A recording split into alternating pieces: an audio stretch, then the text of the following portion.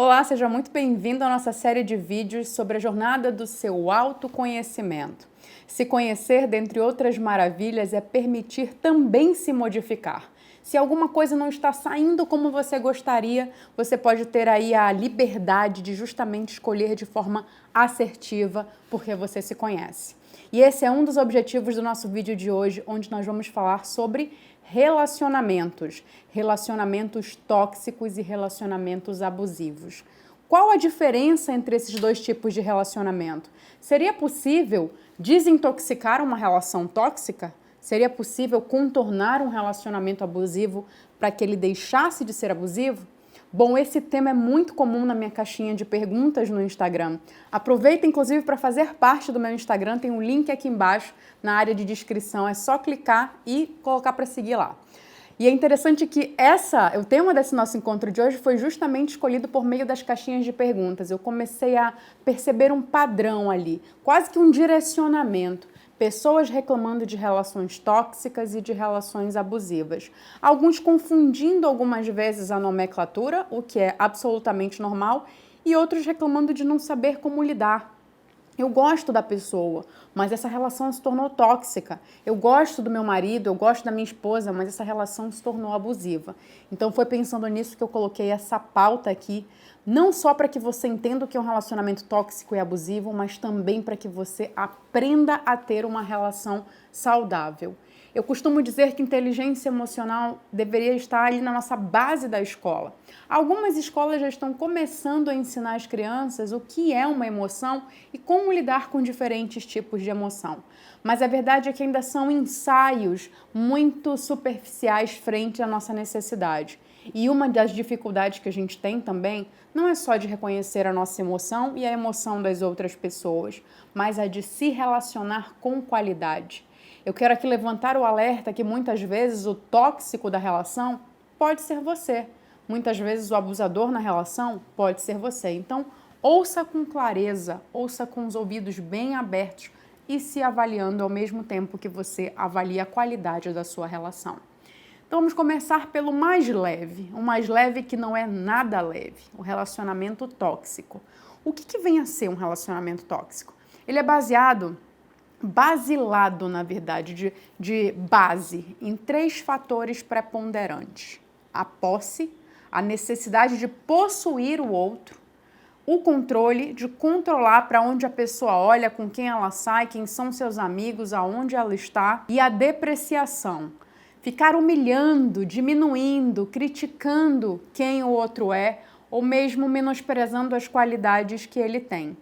Esse é um ponto muito importante, porque o controle, ele é muito perceptivo. Quando você tem alguém também querendo te possuir, é muito perceptivo, mas a depreciação pode ser sutil.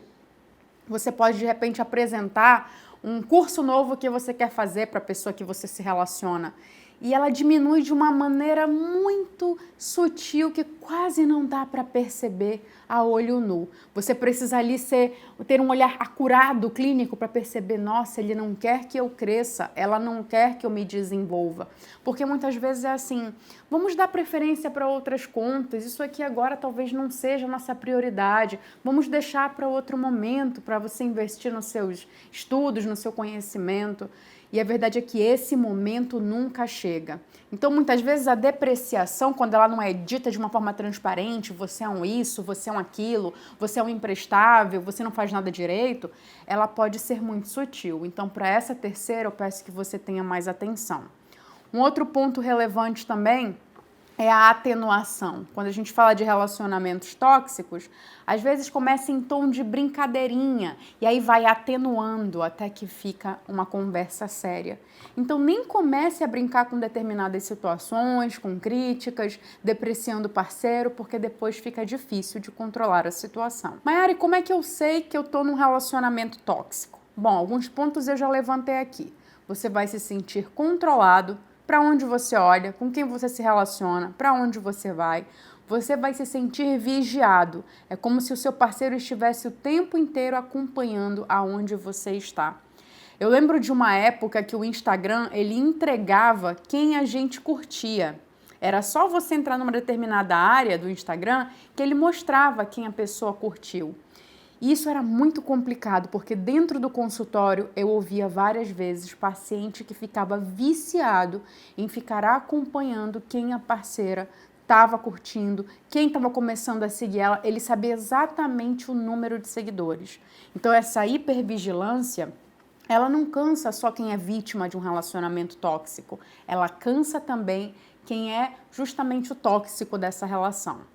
Outro ponto importante que você vai perceber num relacionamento tóxico é que tem sempre uma luta pelo poder, de quem é a última voz. Um ponto também relevante é o melindre. Parece que nada pode ser dito. O diálogo ele é cheio de... Você chega pisando em ovos mesmo para falar alguma coisa para a pessoa. Você fica com medo de ofender, você fica com medo de falar como você se sente, de pedir alguma coisa. É até interessante, porque se por um momento você faz uma revisão dessa relação que você vive hoje, você pode perceber que está num relacionamento tóxico e nem tinha essa clareza. Eu vou dar um exemplo específico.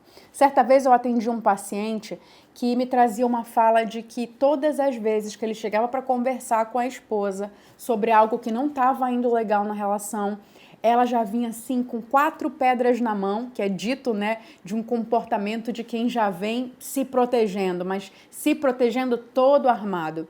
E ele falou assim, Mayara, eu já não sei o que fazer. Todas as vezes que eu vou conversar com ela, ela já vem com 4 pedras na mão. E agora? Se eu fico calado, eu sou passivo, eu já estou extremamente infeliz na minha relação. Se eu falo alguma coisa, eu já estou errado, ela já vem querendo se defender, me cortar, justificar, ou mesmo dizer que agora não é a hora para a gente conversar. No cenário, como a comunicação já estava tão precária, não tinha nenhum tipo de discurso, eu primeiro perguntei só por desencargo de consciência. Existe a possibilidade de você falar para ela que você quer uma conversa sobre a relação, sobre ajustes, sobre como a relação pode melhorar? Ele falou, não, já tentei.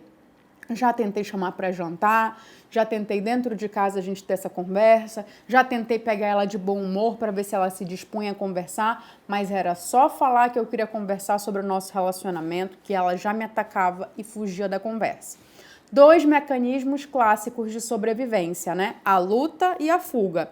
Eu ataco o outro para não ser atacado e fujo também para não ser atacado. E ela tinha justamente os 2 fatores muito claros como modelo de resposta. Eu falei, bom, diante desse cenário, a gente não tem outra coisa a fazer senão terapia de casal. Porque se você está me dizendo que não há nada que você possa fazer para ter uma conversa, para falar como se sente, e ao mesmo tempo que você está infeliz nesse relacionamento, eu recomendo que vocês façam terapia de casal e procurem alguém para fazer isso. Ele chegou em casa, comentou com ela foi um pouco resistente no começo, em seguida ela topou e eles vieram comigo para fazer a terapia de casal. Aconteceu um fato muito importante. Ela, quando começou a falar, ela trouxe toda a sua perspectiva daquela situação, da quantidade de vezes que ela tinha se disposto a contornar, a ajustar, a melhorar.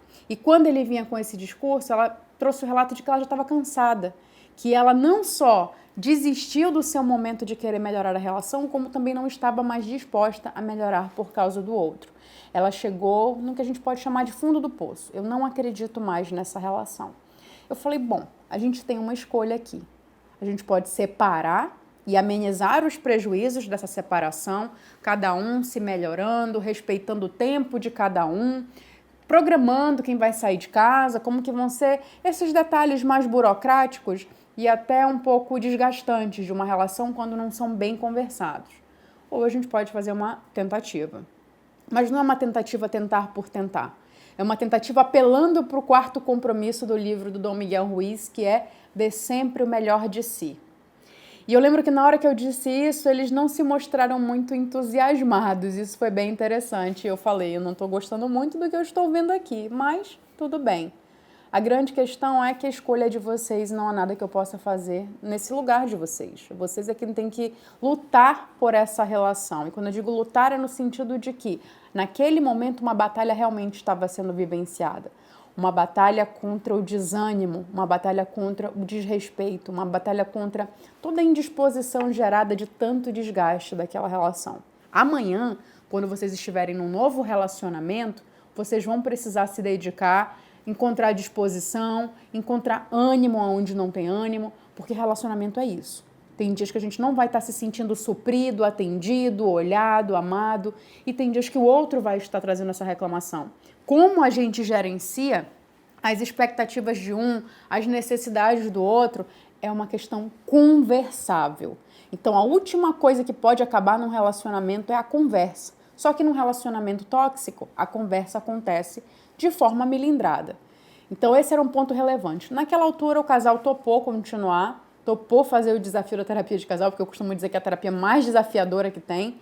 E eu tô ali de testemunha naquele processo e funcionou, deu certo, a relação perdurou. Esse episódio já tem mais ou menos 3 anos que eu tô comentando com você. Então, funcionou. Mas o interessante foi que a gente tirou o quê? O milindre do diálogo. Eu falei, a partir de agora a gente vai zerar, a gente vai fazer um reset momentâneo para a gente desintoxicar essa relação e a gente vai se abrir ao diálogo do outro, à necessidade do outro, mesmo que naquele momento esteja sendo desgastante para a gente. O que você não precisa é passar do seu limite, mas você pode devolver o seguinte: eu não estou disposto a conversar agora, mas eu vou arranjar um tempo para essa conversa. E não pode ser aquele tempo do tipo barrigada, sabe? Que você vai adiando, colocando para frente e não marca nunca. É em 2, 3 dias você dá uma data para a pessoa. Senão você mata essa pessoa também de ansiedade, te esperando a sua boa vontade de dialogar. Cada um de nós tem uma forma diferente em lidar com as suas necessidades de verbalização num relacionamento. Inclusive, a mulher, por ela ter muito mais capacidade de verbalizar, desde muito pequenininha ela desenvolve um vocabulário muito mais extenso do que o dos meninos, ela acaba conseguindo colocar, por meio de palavras, o que ela sente. O homem, muitas vezes, apresentando essa dificuldade, é mais comum a gente ver o quê? Homens partindo para a violência. E não é à toa. A violência, ela é uma representação da inabilidade de argumento. Você só parte para a violência quando você sente que a sua fala não tem mais efeito nenhum. É só você fazer uma observação de briga de rua. Uma briga de rua, aquelas pessoas não se conversam. Acontece alguma coisa, um vira pro outro e fala o que foi o quê, e quando vê eles já estão brigando, não sabem nem por quê. Não existe ali uma pausa para, vamos entender o que aconteceu, o que está acontecendo aqui. Pode ter sido um equívoco e muitas vezes acaba acontecendo de ser realmente um equívoco ou a pessoa não fez por querer, enfim. O grande ponto é, numa relação tóxica, a comunicação ela está afetada e ela precisa ser restaurada. Outro ponto interessante é que o parceiro não apoia as suas decisões quando você está num relacionamento tóxico. Tudo que você coloca sobre a sua vida, especialmente as suas necessidades individuais, elas são colocadas de lado. Não, isso aqui pode ficar para outro momento, agora não. E aí você se vê deixando o seu futuro passar, deixando de construir algo relevante, porque o outro não quer conversar sobre as suas necessidades individuais. Outro ponto relevante também é a ameaça de término constante. Um relacionamento tóxico, tudo que acontece é, tô pensando em terminar, acho melhor a gente terminar, isso aqui não vai dar certo, vamos terminar. Então essa ameaça constante faz com que as pessoas se sintam inseguras, aumentando ainda mais essa sensação tóxica da relação. É interessante eu te falar que o termo tóxico ele é muito recente. Ele é comumente falado atualmente, até porque a gente viveu durante anos relacionamentos tóxicos. Se você pegar aí a fase dos seus avós, dos seus bisavós, se você perguntar para eles como eram, pergunta se tinha essa comunicação livre, aberta, esse direito mútuo respeitado, essa ausência de controle, de posse. A gente vivia uma era muito mais machista, onde a mulher era submissa não só no relacionamento, mas também na questão do voto e em tantas outras questões sociais. Com a ida do homem para a guerra e a mulher começa ali um processo de se colocar no ambiente de trabalho, a gente começa a ter a mulher atuando em diferentes papéis e inclusive se tornando, nesse momento, muitas vezes chefe de família, quando o seu marido não retorna da guerra. Então é interessante a gente ver essa construção social e esse contraponto nas nossas relações. Então as tóxicas hoje são vistas também por quê? Porque a gente não quer mais ceder determinadas situações. A gente não quer mais que o outro fique castrando o nosso futuro. E quando eu digo a gente, não é só a gente mulher, é a gente ser humano. Porque é muito comum ver mulheres possessivas castrando o futuro de seus maridos também. Não querendo que ele faça uma pós-graduação, porque é final de semana e ela quer estar ali grudada nele. Não querendo que ele estude durante a noite, porque ela quer aquele tempo para ela. E tudo isso, na verdade, pode ser conversado. Se você casou com uma pessoa logo no início da vida acadêmica dela, da vida profissional, chances são que você vai ter que ceder a muito mais adequações. Então, se você não tiver mais disposição, você pode deixar com que esse teu relacionamento venha a ruir com tanta brevidade quanto você se casou. E aí eu quero citar alguns exemplos de relações tóxicas. Primeiro, uma relação com a mãe. Uma mãe extremamente protetora que fica ali na vigília com o seu filho. Uma mãe que se sente culpada e sente que tem que estar sempre controlando, entregando melhor, mas também que fica exigindo do filho essa reciprocidade. Uma mãe que anula o seu próprio futuro, escolhendo parar de trabalhar quando tem um bebê, e aí quando ele cresce a mãe fala, eu parei a minha vida por você. Como quem vem com uma conta gigante entregando para alguém que não escolheu aquele peso pagar por aquela conta. Lembra que quando você toma uma decisão como essa, de parar a sua vida por causa de alguém, você é no mínimo 50% responsável por essa decisão. Quando eu digo no mínimo, quando não totalmente responsável, é porque às vezes você pode estar num relacionamento abusivo, que eu vou contar mais pra frente, que é muito bem manipulado, e aí realmente, por ser muito bem manipulado, o outro pode ter a responsabilidade desses outros 50%. Dei o exemplo da mãe aqui, agora eu vou dar o exemplo de um pai tóxico. Um pai tóxico também é extremamente protetor. Um pai tóxico usa de autoritarismo, ele vem com uma voz muito mais altiva, muito mais rígida e ríspida. Ele acredita que por meio da força, seja a força no tom de voz, seja a força física, ele vai conseguir impor respeito. Mas a verdade é que ele está fomentando o medo. E aí lembra que o medo nas relações vai gerar também o quê? Melindre na comunicação. Outro tipo de relacionamento tóxico é com amigos. Os amigos, eles têm a tendência o que é tóxico, né? A te fazer se sentir culpado, a fazer com que você sinta que você não está sendo bom o suficiente, não está se doando o suficiente. Poxa, amigo, tu nem veio. Poxa, tu nem quis. Mas é de um jeito assim, num nível de drama que você se sente mal e fica ali tentando reparar uma culpa por algo que você sequer fez. Uma amizade tóxica também não tem esse respeito mútuo e muitas vezes também utiliza do artefato da brincadeirinha para falar determinadas coisas e depois diz, estava só brincando, era só brincadeirinha. Mas no meio das brincadeirinhas vai inserindo camadas de verdade. Quando é muito melhor você chamar esse amigo para conversar, tomar um café, tomar uma cerveja e falar o que está te incomodando naquela relação, um episódio que você teve que você não gostou. Mayara, mas eu não tenho forças para me comunicar com esse amigo sobre essa situação. Ou pior, né, quando a gente tem a clareza de que não adianta conversar, que esse amigo não vai se importar e não vai mudar. Porque às vezes as pessoas vão dando indícios de que elas não vão mudar, independente de como você se sente. Bom, se o caso for esse, o que eu te recomendo é se resolver com você. Porque dificilmente essa amizade vai ser a mesma, o nível de entrega e confiança vão ser o mesmo quando você está sendo ali vítima de uma situação tóxica ou desconforto, ou enfim, passando por alguma situação desagradável com essa pessoa, dificilmente você vai conseguir se entregar de maneira fluida, confiante e tranquila. Então é melhor que você se resolva com você e estabeleça limites claros nessa relação. Já que o diálogo pode não ser uma oportunidade, você pode até já ter tentado antes e viu que não conseguiu, uma opção pode ser você estabelecer limites mais claros. E no campo dos relacionamentos amorosos, como que eu posso perceber que eu estou aqui entrando numa relação tóxica e me permitindo a ela? Bom, tem dois fatores fundamentais que te fazem permitir um relacionamento tóxico. O primeiro deles é a autoestima. Outro dia eu recebi uma mensagem muito interessante de uma pessoa que está com dificuldade no relacionamento e ela viu uma live minha sobre inteligência emocional, onde eu falava justamente de autoestima. E ela falou, Mayara, eu nunca vi alguém fazer essa ligação de inteligência emocional e autoestima. E achei muito relevante porque eu acho que o meu problema está mais relacionado à inteligência emocional. Eu faço esse tipo de conexão porque eu parto do princípio base. E a tua base vai ser justamente a tua autoestima, a tua autoconfiança, as tuas crenças centrais, a tua forma de processar as tuas relações, a tua percepção de mundo. Sem essa base, como que eu vou desenvolver uma habilidade maravilhosa que é a inteligência emocional se você está esfolado por dentro? Não achei uma palavra melhor. Sabe quando a pessoa está destruída por dentro? E aí eu falo, vamos ali, vamos passar uma maquiagem, vamos fazer uma escova no cabelo, vamos passar um batom. Isso é tentar desenvolver uma habilidade quando você não está bem com as suas emoções, quando você não está bem com as suas crenças, com os seus pensamentos. Não adianta, eu vou só tentar maquiar uma pessoa que, na verdade, precisa de algo muito mais profundo e doloroso.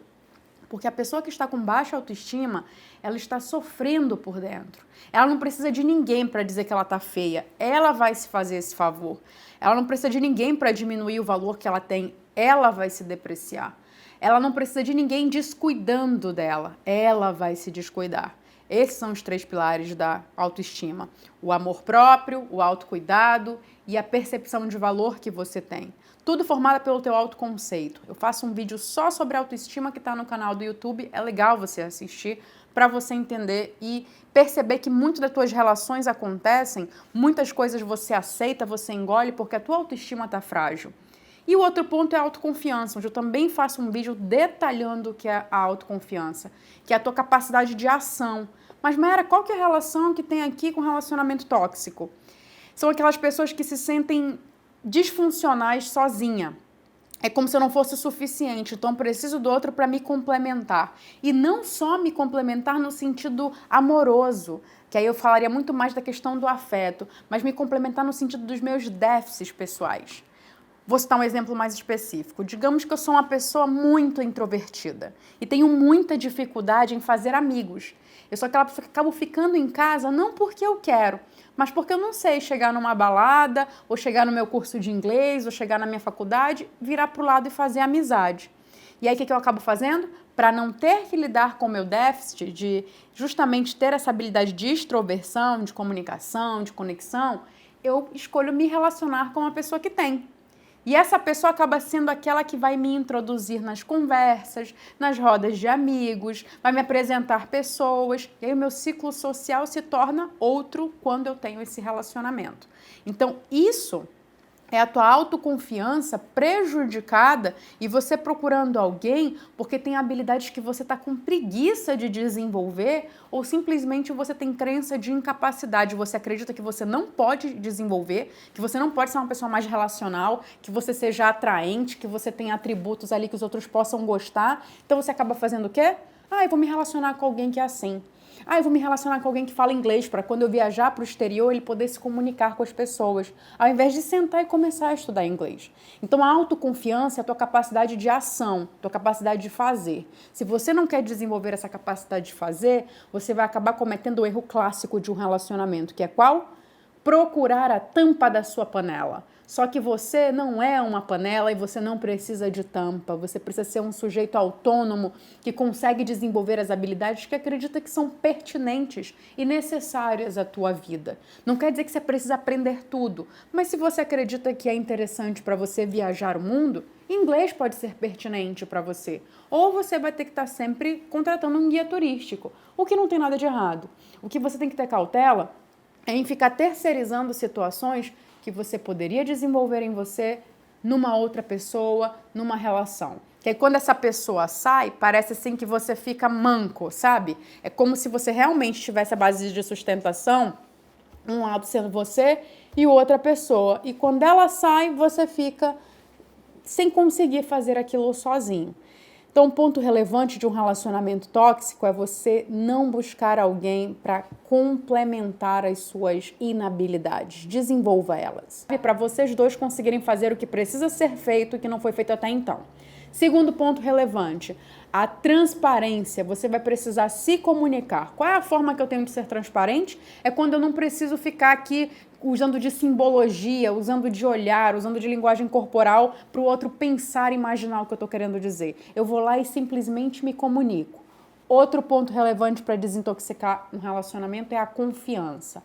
Eu preciso confiar no outro para não ter essa necessidade de posse e de controle. Eu preciso ser bem resolvido com a minha autoestima e com a minha autoconfiança para que eu não sinta a necessidade de depreciar o outro. Porque por meio dessa depreciação, muitas vezes, você acaba se sentindo superior quando você coloca o outro nessa posição de inferioridade. Mas a verdade é que você precisa só tratar a sua autoestima. Ou seu parceiro, se for ele que faz isso, tratar a autoestima dele. O apoio também é fundamental para que uma relação se desintoxique. O apoio tanto nos objetivos de cada um, quanto o apoio de você estar ali no momento onde a pessoa se apresenta mais frágil. O momento de fragilidade do nosso parceiro é o momento que a gente está lá para apoiar e não para julgar, para diminuir, ou mesmo usar como cartas na manga para o momento que está tudo bem você usar aquela situação contra a pessoa. Todos nós vamos ter fragilidades e a gente respeitar a fragilidade do outro é também um ato de você querer e ser congruente com um desejo que respeitem também a sua fragilidade. Você não vai gostar que ninguém brinque com o seu lado mais doloroso, mais inadequado, vamos dizer assim, mais sensível. A parceria também é muito importante, então você ser parceiro da pessoa que está ao seu lado, e aí vem um outro ponto importante que vai colaborar com a parceria, que é o desejo de estar junto.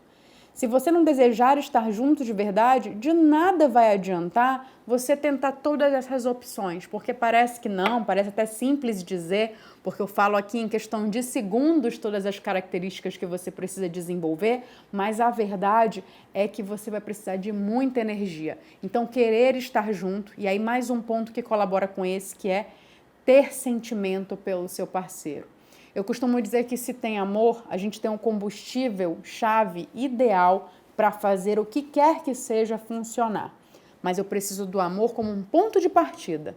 Depois eu vou precisar do respeito, da parceria, do cuidado mútuo, da comunicação transparente, da confiança, do apoio. Todos esses ingredientes junto, acontecendo simultaneamente dos dois lados, vão ajudar a desintoxicar essa relação e a partir daí você vai poder dizer que você tem um relacionamento saudável ao invés de um relacionamento tóxico. Maiara, eu não quero me desintoxicar da minha relação, eu quero sair desse relacionamento tóxico. Não tem mais amor, não tem mais desejo de estar junto, eu só me sinto incapaz de sair. Me ajuda, o que eu faço? Primeiro ponto importante, nutre a tua autoestima, se nutre por dentro, porque quando você se nutre por dentro, você vai voltar a se sentir bem com você mesma, até porque você vai atravessar um momento solitário, e se a outra parte não quiser essa separação, você vai precisar estar muito fortalecido por dentro. O segundo ponto relevante é procurar fomentar tua rede de apoio. Quem vai te apoiar nesse término? São amigos? São familiares? É alguém da tua pastoral, da tua igreja? É um psicólogo? Fomenta a tua rede de apoio, porque você vai precisar dessas pessoas do teu lado. Eu costumo usar uma expressão que é, quando você decide sair de uma relação que é tóxica ou que é abusiva, você precisa levantar o seu exército. Porque em alguns momentos você vai ser o soldado frágil dessa batalha. Então você vai precisar olhar para o lado e ter aonde encontrar apoio. E a partir daí é você não só conseguir sair dessa relação com a ajuda da sua equipe de apoio, do profissional, de um psicólogo para te ajudar, da admissão que você estava num relacionamento tóxico, como também você ter a oportunidade de extrair todo o aprendizado. Onde foi o seu ponto de falha nessa relação? O que você fez que você percebe que poderia fazer diferente para não repetir um ciclo como esse? Só quem já passou por um relacionamento tóxico sabe o quanto é difícil você conseguir sair e conseguir nutrir e manter uma autoestima, uma confiança, uma esperança, inclusive em futuras relações. Então você não vai querer sair dessa relação, entrar em outra e cair na mesma situação de novo. Por isso é importante que você faça uma revisão de conduta, até onde você colaborou para esse cenário. Mas não para pegar o chicote e se culpar, mas para você aprender e não repetir esse mesmo ciclo. E tem um outro modelo de relacionamento que eu quero conversar com você também, que é o relacionamento abusivo. Mas esse eu vou deixar para parte 2 desse vídeo, porque é bem extenso e eu preciso te apresentar com detalhes essa informação. Por hora eu quero que você comente aqui o que você achou desse vídeo, se você já se viu em algum momento em um relacionamento tóxico, como que foi para você essa situação. Eu vou gostar muito de poder ler aí, a gente poder partilhar dessas informações junto. E lembra também de se inscrever no canal para você ser avisado toda vez que a gente tiver aqui um vídeo de novidade no ar. A gente se vê no próximo vídeo.